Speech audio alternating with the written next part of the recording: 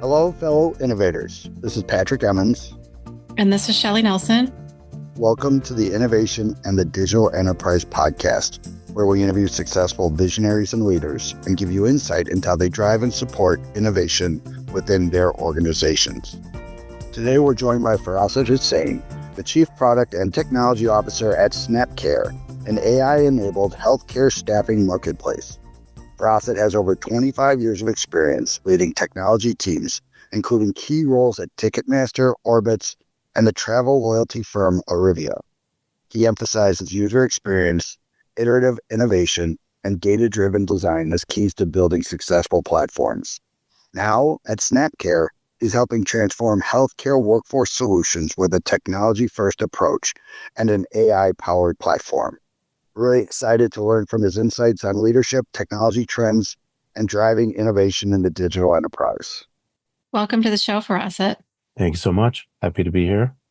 As Patrick said, you have over 25 years experience in tech leadership. So what first sparked your interest in tech? And can you give us a brief overview of your journey to becoming SnapCare's CTO? Absolutely. Well, believe it or not, I, in the beginning, started off as an accounting major. And a friend of mine who was learning Oracle SQL at the time, this was a long, long time ago, he was like, you might be interested in this stuff. Give it a shot. Because at that time, I wasn't really feeling the love with accounting, and I was just thinking about my trajectory in life. And so he introduced SQL to me and another one of our best friends together, and both of us embraced technology. Like literally after just a couple of months, we started to learn from him, and that really catapulted each of us into learning different technologies within Oracle and just kind of building our mind and experience around what is the stuff that we're working on? Like, what does SQL do? What is PL SQL? They had a rapid application development platform called Oracle Forms. So I just went head deep into that and just, went through that bit of transformation and started to feel more and more comfortable. And then I started to basically interview for more technical roles. And fortunately, someone gave me a shot. And so in terms of kind of like the big milestones that really I was able to learn and grow, I started off pretty early in my career at Oracle and then spent a number of years there, did a little bit of pre-sales, consulting, training, got my first foray into Java there as well.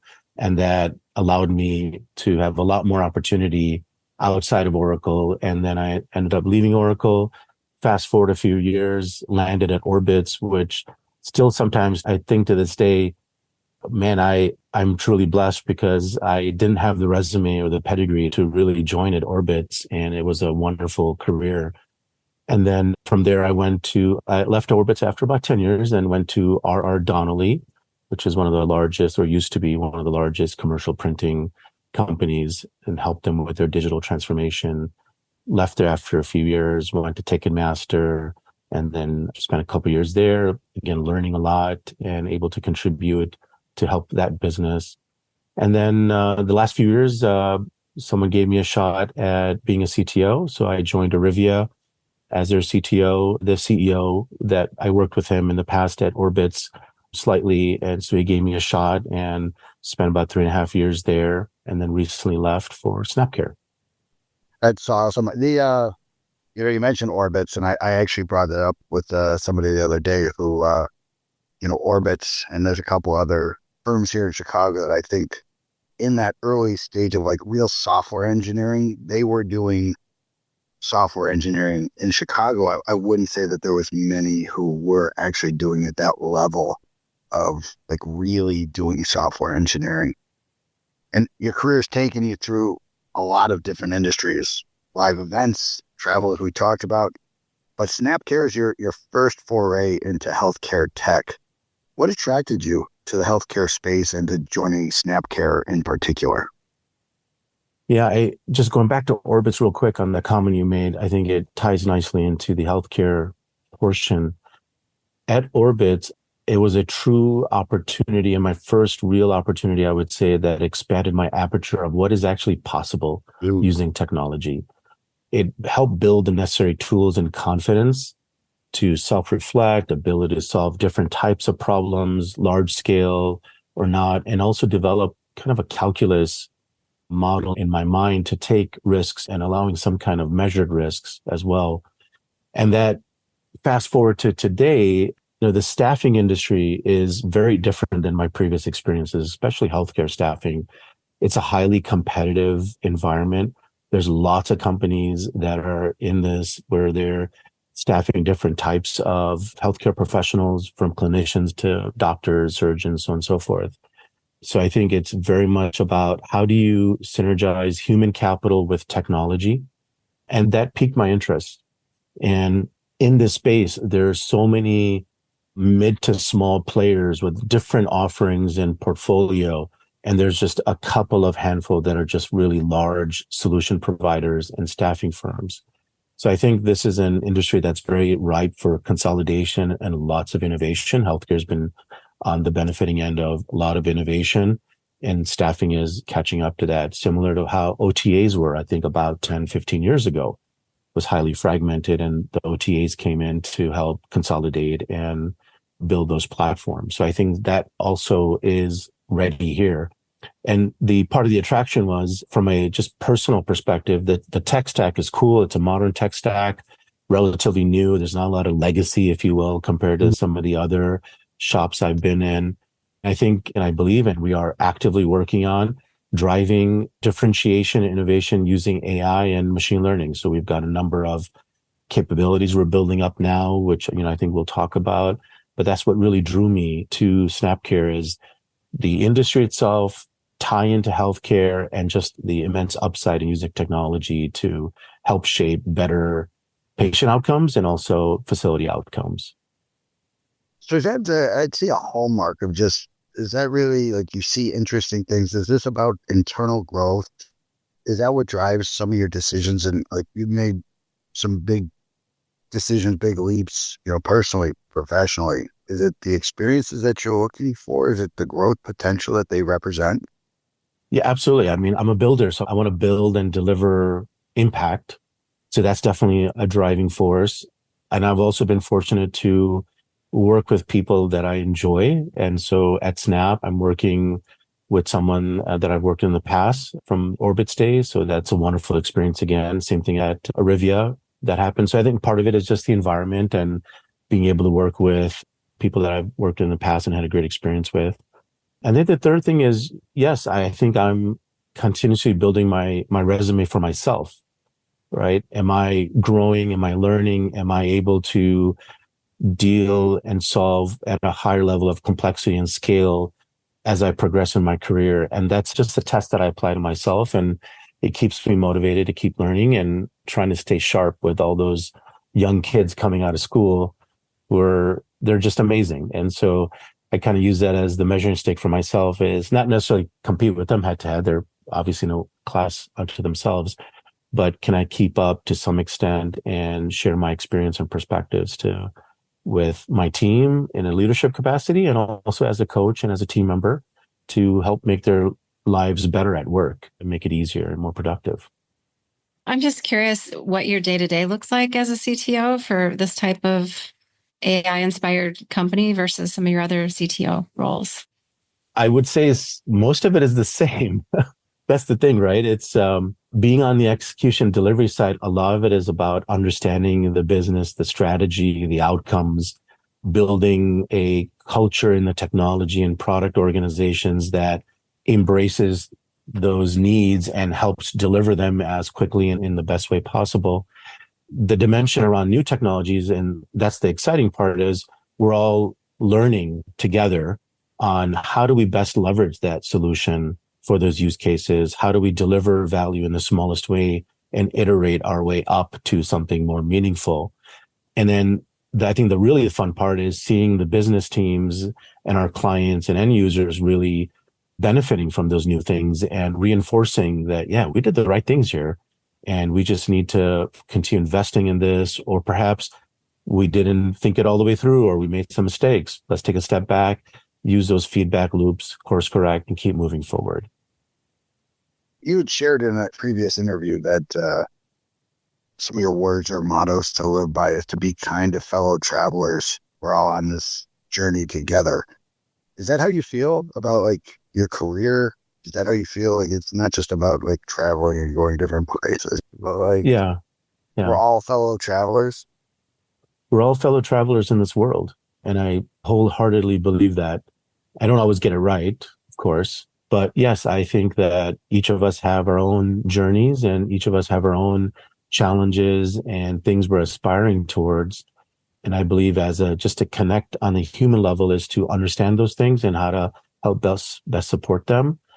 And then in addition to that, be on the receiving end too, right? I mean, people should know who I am, and not as this enigma, but rather I'm a human being, that I've got my own challenges and where I'm learning still. And sometimes I need help from others too.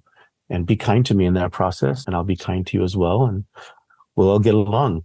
Especially helpful when we're having tough conversations with each other, right? Or we're debating ideas. We need to do it in a candid way, but in a kind way. There's somebody I talked the other day. It's important to be kind, but not nice. Does that resonate? Does that fit with what you're saying? Absolutely resonates. Yeah. The nice part is like, we do have to tell some people things that they need to hear. I always reference a predicate whenever I'm going to tell somebody things that I don't think maybe they're going to comfortable hearing. I reminded them of the scene in Good Will Hunting when Chucky finally tells, Will that if he's still living in the neighborhood in 30 years, he'll kill him. And I just say, just be Chucky, I'll say to people like, hey, I'm going to be your Chucky on this. And then they look at me like I'm a weirdo. And then I got to explain their story. And so, Yeah. Chucky could mean different things. It really could. Frame reference. Like, terrible pizza. But yeah, Chucky, the whole doll thing too. Well, ironically enough, I know that you recently traveled to Spain, and Shelli just done some traveling too. Shelli was spending some time in Germany, and I'm going to get it wrong with it, Switzerland. Yeah. Yeah. So I guess from both of your perspective, you find that traveling gives you a different perspective, to give you opportunity to like objectively assess and like kind of look at things from an outside looking in, or what are some of the things that happen? What do you enjoy the most about traveling? Yeah, I think traveling is essential in understanding the human journey. I think part of it is self-learning, self-reflecting of all the blessings we have here personally, and then nationwide, of course.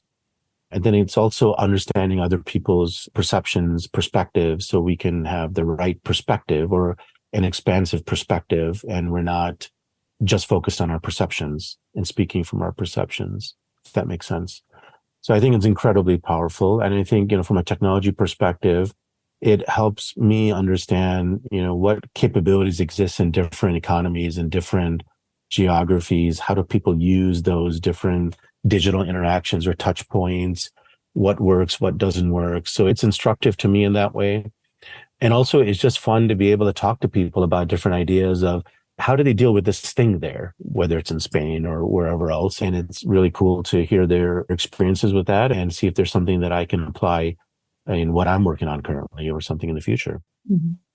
I love everything that you just said, and I would completely agree with you. I also think, I realize when I travel just how small we are, or what a small piece in the world we are. And there was a book I read recently by Malcolm Gladwell, and talks a lot about how people can become very insular depending on where they live, the community, how they're influenced. And so I always get excited to visit other countries, communities, whatever that looks like, just to broaden my perspective and also see the different influence that others have or what influences them. So it's powerful. It's really interesting. And I think to your point, that's something that we should all strive to do more of. I love that. I love your point about being sometimes overly insular. Do you remember the name of the book, Shelli? Yeah, it's the follow-up to The Tipping Point. I just lent it to a friend. I was looking around to see if I have it here. But yeah, I will let you know. It's his most recent. Awesome. Well, I know we've talked about it a lot. I'd like to, we've talked about SnapCare a little bit, but I know SnapCare is described as an AI-enabled marketplace for healthcare staffing. But you mind explaining like what does SnapCare do, and what is your role? What are your goals? What does victory look like for you? Yeah, SnapCare, as I mentioned, is a healthcare staffing company. And what that basically means is that we work with different client facilities. Think of like a hospital setting or emergency department within a hospital, or even where we focus is post-acute, so long-term care or senior living. And they have a set of clinicians that they are in need of. And so typically these post-acute facilities or acute facilities, they hire a number of full-time staff, so like RNs, LPNs, CNAs as such.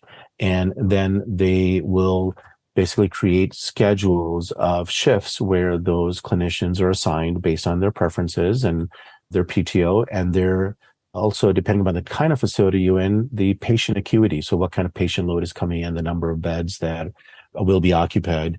And based on that, you have to staff according to that, right? So if you've got different levels with different patient acuity, you want to staff the right skill sets to be able to take care of those patients in the best way. There's also an element of cost management and an element of compliance.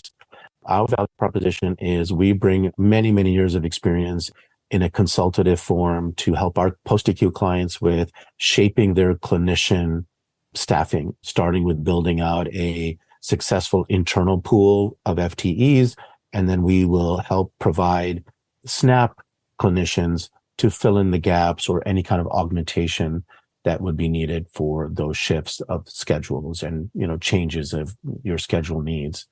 And the other dimension too is that we are, as part of our SaaS offerings, is that we deliver not only a SaaS solution where they can use our capabilities to manage all of those resources and create schedules and manage the operations around those schedules. So for example, last minute call outs, and I want to plan out what next month looks like, so on and so forth.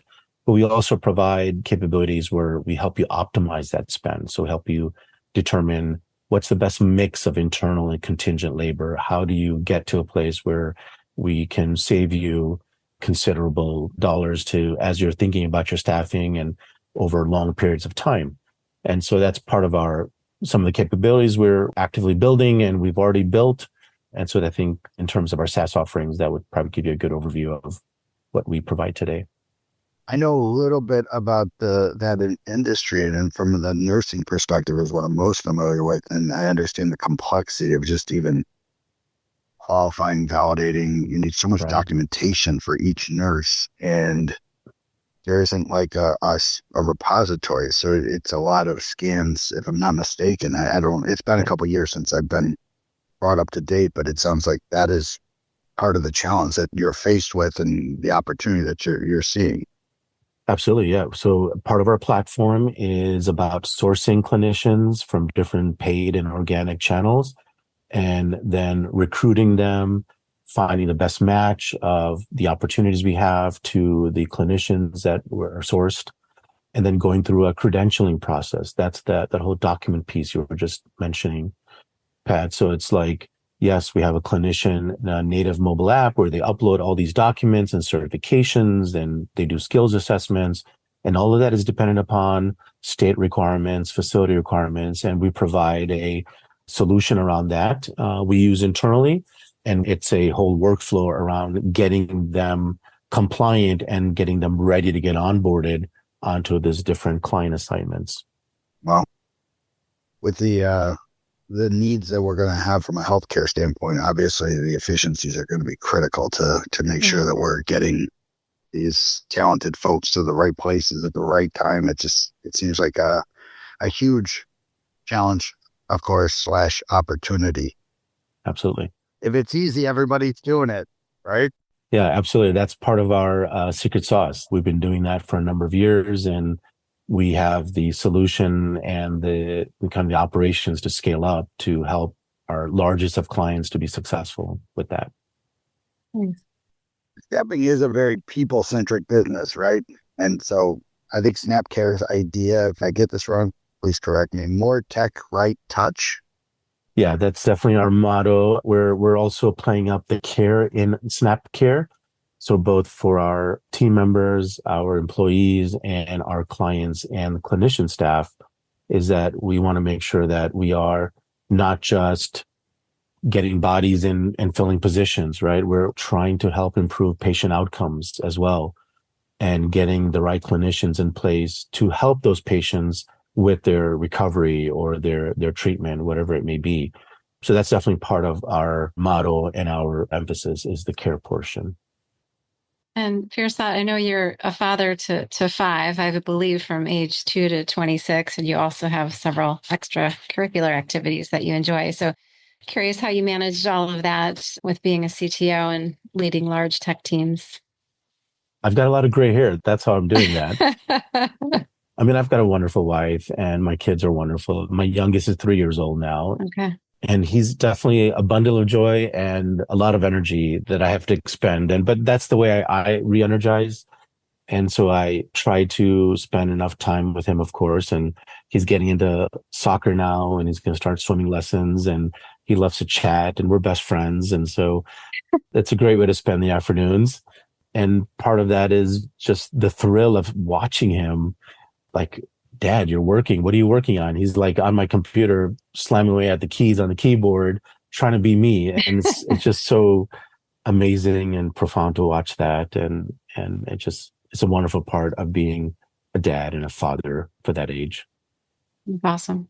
I have 5 as well. And you find yourself being a different dad to the number 5, because I do, right?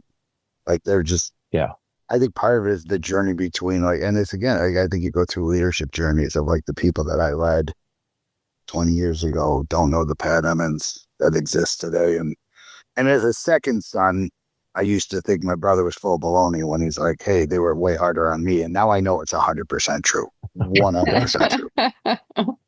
100%. I totally agree with you. I mean, there's also an age gap between my older 4 and my youngest. Almost 19 years. Yeah. Oh. So my oldest, she's 27 now. And absolutely who I was as a father at that time, I was a nervous wreck.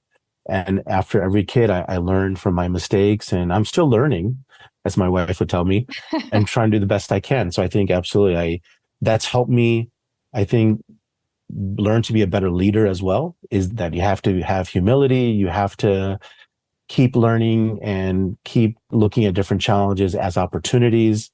And that maturity has helped me at home as well in how I'm, raising my 3-year-old. And I think I'm hoping he'll say, Dad, you did a pretty good job. I'm hoping. We'll see.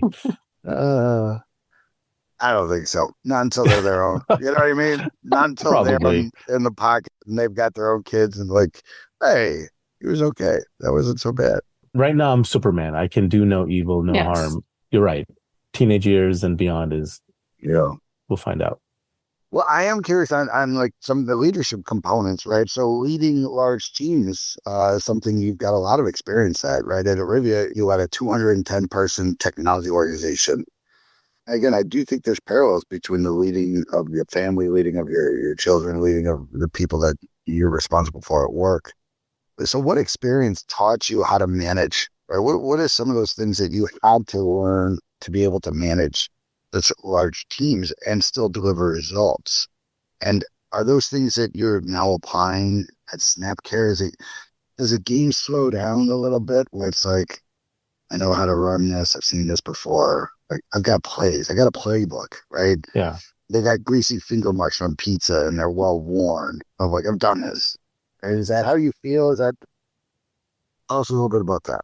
Yeah, absolutely. I think that is true. I've been able to develop a 90-day playbook now of what does the first 90 days look like for me. And I share that with my team members. I share that with my manager and peers. And so I think it helps create a sense of understanding and especially commonalities, and also does some expectation management as well.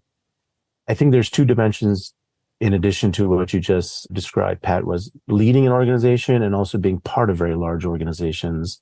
I think they're similar where you're doing a lot of influencing either way, right? And it's something that I didn't really understand when I was younger in my career, but learned at Orbitz when I was recognized for some of the contributions. I was promoted at Orbitz. It helped me very clearly understand that influence is way more important than command and control. And command and control is not a long-term strategy. It's necessary sometimes, and that is a tool in all of the leaders' toolbox, whatever level you're at. But influence is, I think, one of the most essential tools we have.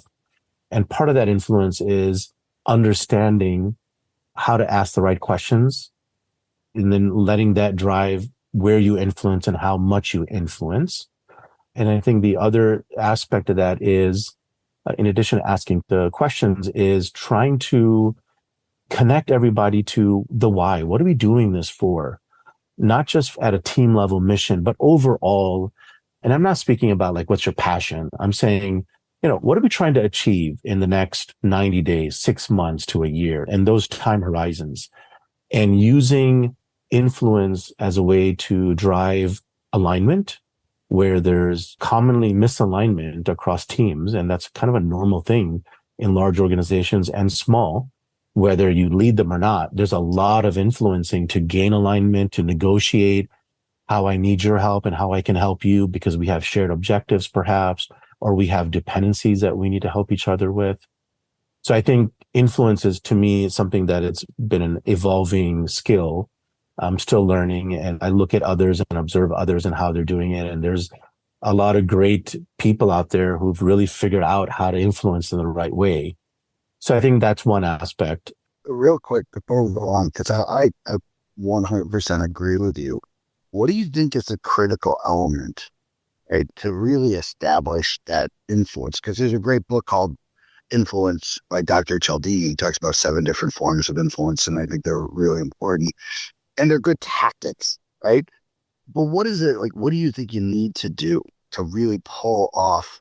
Because like, you hear influence and people get it looks grimy, but it's not, right? So how do you make it not grimy? Yeah, the way I like to do it is part of that kindness track, right? Is what are your intentions? And I start with myself. So after 30 days or 60 days, 90 days, do a self-assessment of, do I understand what we're trying to achieve here? And can I be honest with my manager about, yeah, that doesn't seem possible, or yes, we can accomplish these things, or I'm seeing these other concerns or risks. How do we mitigate them? How do we manage out of them? So I think part of it is being able to have honest conversations and understanding intentions with myself, with my manager, with my peers, with my directs, and even a level beneath that. So skip level. And part of that is just getting to know people a little bit and having some casual conversation, some frequent touch points, understand what's motivating them, what are their pain points and concerns, finding ways to help them a little bit, so to allow them to open up. And so we can get to the core of intent. And once I think I can understand your intent and what's important to you, then I think from there, it's either help them from there because it aligns to what I'm being asked to do and what I think is important for us to achieve as an overall leadership team, or what our objectives are, or work to call out those differences and hopefully have constructive conversations with those individuals and teams on where can we compromise? Where do we need to negotiate? How do we get to a place where we are more aligned than not? And I think part of that process, it either builds trust or creates enemies very quickly, right? And, luckily, in most cases, it builds trust. And I think it builds a path to influence from there, because I'm not coming at you, generally speaking, and majority of the time, as you're doing something wrong. I'm just trying to understand what you're doing. And for me to understand it, here's why I need to understand it. So I try to explain my intentions as well. And that usually opens up most people and allows us to have a good productive conversation of where we need to align and how we work together. There's been cases where we're not aligned, and, some people are just naturally, you have to kind of peel away at the layers a bit more. And so in those cases, I've become a little bit more candid and blunt and upfront, like, hey, I need you aligned on this. I need your help on this. So it's more that track, and to kind of get them to open up to say either they're on board or not. And if not, and that's a different set of conversations to be had with them. And so that's kind of how I treat it. Here's what I heard: kindness, listening, helping, honesty, understanding. That shouldn't seem very grimy. Yeah. Trying to be. Yeah. Well, that's my point, though, is like, I think a lot of people would not think that that's how you build influence. They think it's power, leverage, these things that like, and I think that's a big mistake. I think a lot of people don't really understand the power of active listening. It's the first thing we teach our leaders is how to be good active listeners. It's really a critical component, especially as a consultants. Being active listeners is critical. But I do think, like, well, side story, I do coach my folks on active listening, and we did this leadership thing, and they're like, why are we learning about active listening? And I asked everybody, I said, think about your favorite boss. Not me, of course. Your second favorite boss, right? I said, what did they do? Why were they such a great boss? And everybody said they listened. That's how you build influence. It's pretty obvious, right? Don't ramrod, don't tell, don't dictate. Right to your point. Lead with kindness, listening. How do I help? Right? How do I help you? But the other one, and I really want to stress this point, the most powerful phrase in leadership, management, and sales is, I need your help. Absolutely. The salespeople just don't get that one. Like, I need your help, right? It's a really powerful relationship building activity of admitting, I respect you. I want your input, right? I know it's supposed to be your podcast, and now I've just gone off on my own. No, I love what you're saying. I want to hear more, Pat. Well, when you said, I need your help, I'm like, you are strumming my chords, right? Like, that is, if I could work one phrase into my day more often, it should be that phrase. I think we'd all be better off as teammates, right? And as individuals, if we just ask for more help. Yeah. And there's a balance to that too. I think if we ask for too much help, that doesn't have a good look either. But I think technologists tend to want to work in a corner and don't ask for help because they want to be successful in what they're given. And sometimes it's having those tough conversations of, I know you're not asking for help, but I'm going to give you my help, or I want somebody else to help you. And that's okay. Yeah. There's no negative here. We're all working as a team. And that sometimes means we have to let go of our ego a bit for the bigger picture or the greater good.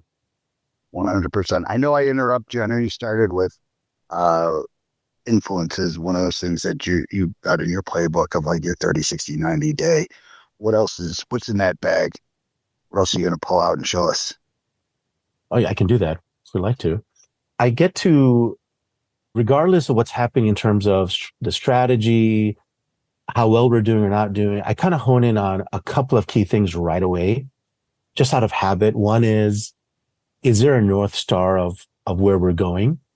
And why are we making these decisions and how are we making decisions?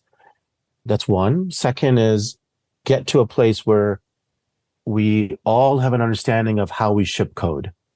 And we do that safely and we do it securely and have that apparatus or that foundation built if it's not built now, or if there's parts of it that still need to be built. To me, those are table stakes. Like, before I start talking about all the other sophisticated things we're doing, can we ship code multiple times a day? And that's the goal.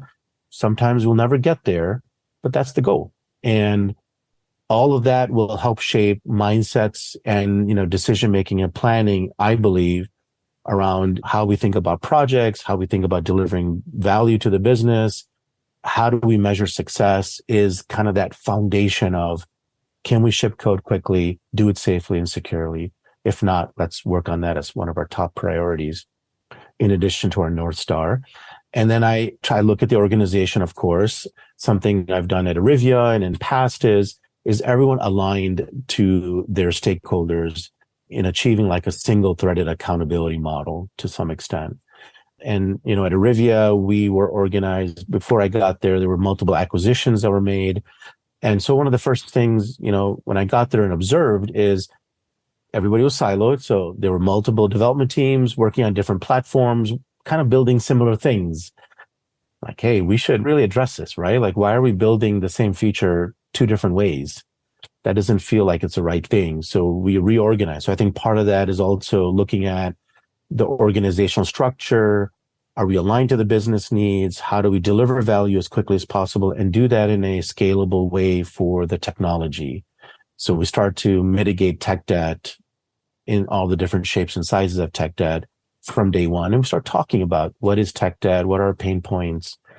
So I think tying to influence is also understanding pain points, and tying that to people's incentives levers is, in some of those things I just described, is I think another way of fostering collaboration and driving some innovation. That's awesome. Is that when you're talking about like what we do, to me begets the question of what we don't do. Is there certain intolerables that, like, when you get involved, you're like, hey, I really got to make some clarity around, we're not doing this anymore? Is that part of, right? It's not just what we are going to be, but like what we are. We're more likely defined by what we're not going to put up with than what we are aspiring to be. Such a great point. I mean, I think that's the toughest job for any manager and leader, is to say no and to do it in a constructive way with enough information. So yes, I think a lot of it is having a clear prioritization criteria. Nothing doesn't have to be anything sophisticated, but what's a basic rubric that we can all understand of how we prioritize work and what we determine is important to the business and for ourselves. And weirdly, we talk about this as teams all the time. There's so many podcasts about this. It's everybody understands prioritization, but a lot of companies struggle with this in different ways. And yes, I think part of my 90-day plan is to understand what are those 3 things that are must-dos. Mm-hmm. We as a company must do these things. We must do them well. And becoming a CTO has, I think, helped shape that even more. I think I'm getting better at that every day, at every week, because it helps us reduce this cognitive overload that all of our team members have, of everything we have to do and keep track of and all these processes. And so the more I can help lower that for myself and my team members of the business and get really laser focused on, these are the 3 things we all agree are the most essential things that are going to give us 80% of our success in the company. Let's get aligned on that, right? Let's get everybody on board with that. And that's how we spend 80% of our time. Everything else is, you have to prioritize. And then there's a trade-off decision we're going to have to make together on those things. That's awesome. Yeah, it's I know we're kind of wrapping up here, and I just want to say thanks. What I love, Firasat, is the humility that you bring to everything, right? And it's just the lifelong learner, right, is such an important attribute, I think, for anybody to be successful. And you demonstrate that in so many ways of like, I need to work on this, I can get better. And it's to do it without any sort of shame, right? Where it's like, no, these are all just opportunities to grow. I've grown a lot. Do you take time and I think that a lot of times we lose perspective of how far we've come, right? Because we see the road ahead. And I think a lot of times people don't look back enough to really take account of how much they've achieved, what they've done, how they've changed, how their perspective has changed, right? And how do you spend time on that? Will you take a quarterly break or something like that to really kind of examine, how far you've come and your successes and all that? Yes, I think I learned at Orbitz to have a career plan. And that was kind of my first time of really understanding that I have a future in technology. So before then, I was kind of meandering. I was like, this is cool, that's cool, okay, I'm learning. But Orbitz opened my eyes, as I said a little bit earlier, to there's a track of craftsmanship and self-improvement and innovation, which is unique in this space, in technology, regardless of what industry you're in. And we have a saying in my culture where you take account of yourself before you're taken account of. And so it's important to me, I don't do it on a quarterly basis. I try to do it both on a personal level and professional level, is reflect on the things that I need to be better at and the things that I've done better at, and jot down some things that I need to just focus on a little bit more. So that gives me some structure. From a professional perspective in that continuous learning, it's tough these days because AI, to me, has kind of thrown a lot of things up in the air of what impact, who are we going to be in 5-10 years? What are we going to be able to do? And so it's exciting and a little bit unnerving at the same time, maybe for a lot of other people. So I take that as, okay, yeah, I think that just gives me a frame up of what do I need to learn now? And how do I start learning those things and start tinkering around with those things in order to have better knowledge about them, and then hopefully be able to use that knowledge in my current role or next role, even if I don't have the great idea around it, which I don't expect to, but at least contribute to some ideas on those topics where then we collectively can decide how to move that forward. Fantastic.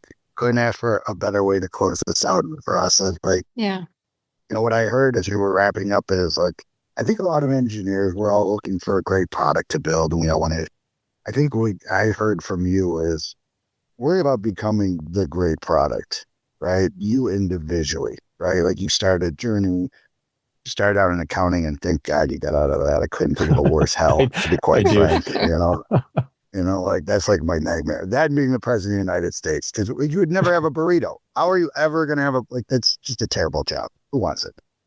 But I do think like you get on that path of like, hey, we're self-learner, right? We're always trying to like make something. And it's like, well, how do you make yourself valuable? Because I think to your point on the AI is like, that is going to be kind of an important element is we're not so much the generators of things, right? But really, what are we? Not so much what do we do, or what are we?